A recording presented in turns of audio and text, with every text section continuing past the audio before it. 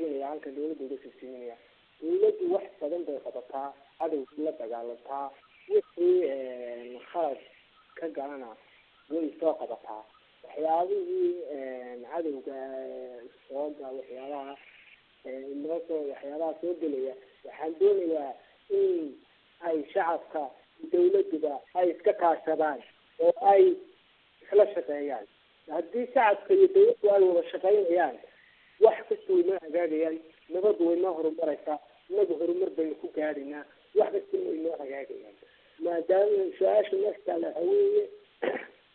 in ay wada shaqeeyaan dawladda iyo shicibku hadda habeen nabad xumaa wax kastana shicibka iyo dawladdu way iskaashanayaan waxaan leeyahay halkiina hore uga wado dib ha u noqonina halkiina ka dadaala inaga horumar ku gaadhaynin